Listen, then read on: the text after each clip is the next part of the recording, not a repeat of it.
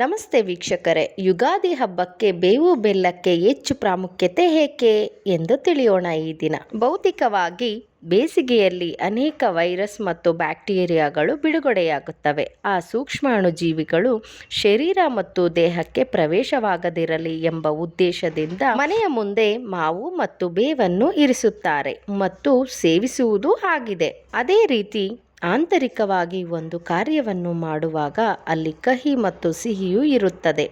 ಕೆಲಸ ಮಾಡುವುದು ಕಹಿಯಾದರೆ ಅದರಿಂದ ಬರುವ ಫಲವು ಸಿಹಿಯಾಗಿರುತ್ತದೆ. ಎಲ್ಲರ ಜೀವನದಲ್ಲಿ ಸಿಹಿಯೂ ಉಂಟಾಗಲಿ, ಕರ್ಮದ ಫಲವು ಸಿಗಲಿ ಎಂಬುದು ಆ ಪರಮಾತ್ಮನ ಶಕ್ತಿಯು ಎಲ್ಲರನ್ನು ತುಂಬಿ ಹರಿಸುವಂತಾಗಲಿ. ಯುಗಾದಿ ಹಬ್ಬದ ವಿಶೇಷತೆ. ಯುಗಾದಿಯ ಅರ್ಥ ಎರಕಃ ಉತ್ಪನ್ನಃ ಗಮನಂ ಗಮ್ಯಂ ದರ್ಶನಂ ಯಜ್ಞೋಪಹ. ಆತ್ಮನನ್ನು ದರ್ಶಿಸಿ ಎರಕವನ್ನು ಉತ್ಪನ್ನಿಸಿದಾಗ ಗಮ್ಯಕ್ಕೆ ಗಮನಿಸುವಂತಾಗು. ಇದು ಆಂತರಿಕದ ಅರ್ಥ. ಭೌತಿಕದಲ್ಲಿ ಯಾವ ಶಕ್ತಿಯುತವಾದುದು ಉತ್ಪನ್ನಿಸು, ಗಮನಿಸು, ಗಮ್ಯಪಾದದಲ್ಲಿ ಧರ್ಮದಲ್ಲಿ ಇರಿಸಿಕೋ.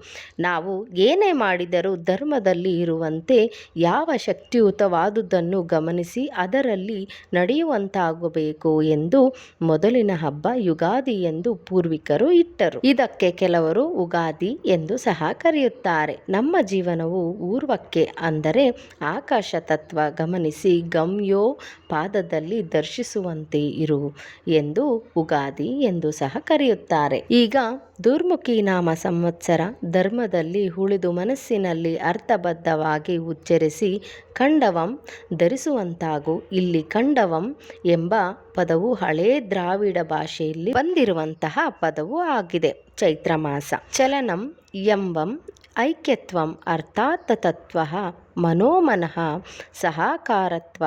ಚಲನೆಯಲ್ಲಿ ಏಳೈಸುವ ಐಕ್ಯೋಪಾದಕ್ಕಾಗಿ ಅರ್ಥಬದ್ಧವಾದ ತತ್ವಗಳಲ್ಲಿ ಮನದಲ್ಲಿರುವ ಮನಕ್ಕೆ ಸಹಕಾರಯುಕ್ತವಾಗು ಎಂಬುದು ಆಗಿದೆ.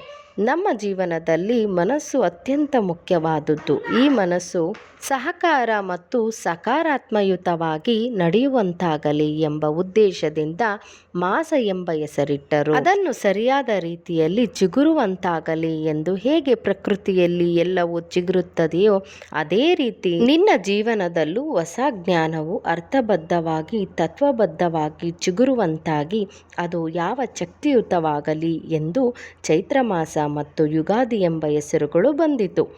ಆಂತರಿಕವಾಗಿ ಆತ್ಮನನ್ನು ಚೈತನ್ಯಗೊಳಿಸಬೇಕಾದದ್ದು ಮುಖ್ಯ. ಆತ್ಮ ಇಲ್ಲದ ಶರೀರ ಇಲ್ಲಿ. ಅಂತಹ ಆತ್ಮನನ್ನು ಚೈತನ್ಯಗೊಳಿಸಿ ಆತ್ಮದಿಂದ ಎರಕವು ಉತ್ಪನ್ನಿಸಿ ಅದನ್ನು ದರ್ಶಿಸಿ ಅದರಲ್ಲಿ ಬರುವ ಎರಕವನ್ನು ಗಮನಿಸಿ ಗಮ್ಯ ಪದವನ್ನು ಸೇರಿಸುವುದು ಮಾನವನ ಮುಖ್ಯ ಕರ್ತವ್ಯವಾಗಿದೆ.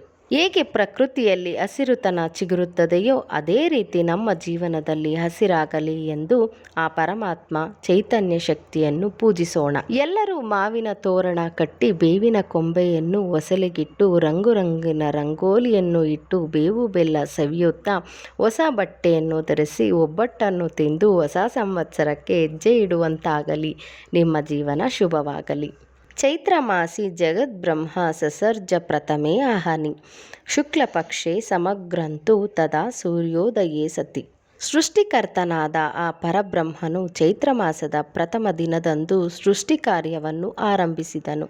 ಅಲ್ಲಿಂದಲೇ ಕಾಲಗಣನೆ ಆರಂಭವಾಯಿತು. ಚೈತ್ರ ಮಾಸದ ಶುಕ್ಲ ಪಕ್ಷದ ಪಾಡ್ಯದ ತಿಥಿಯ ಪ್ರಥಮ ಯುಗವಾದ ಕೃತಯುಗದ ಆದಿ ಅಂದರೆ ಯುಗಾದಿಯಾಯಿತು. ಹೀಗಾಗಿ ಪ್ರತಿ ಸಂವತ್ಸರದ ಪ್ರಥಮ ದಿನದಂದು ನಾವು ಯುಗಾದಿ ಹಬ್ಬವನ್ನು ಆಚರಿಸುತ್ತೇವೆ. ನಾವು ವಜ್ರದೇಹಿಗಳಾಗಿ ಶತಾಯುಷಿಗಳಾಗಬೇಕಾದರೆ ಸಿಹಿ ಮತ್ತು ಕಹಿ ಎರಡರನ್ನು ಸಮ ಪ್ರಮಾಣದಲ್ಲಿ ಸೇವಿಸಬೇಕು. ಧನ್ಯವಾದಗಳು ಸ್ನೇಹಿತರೆ.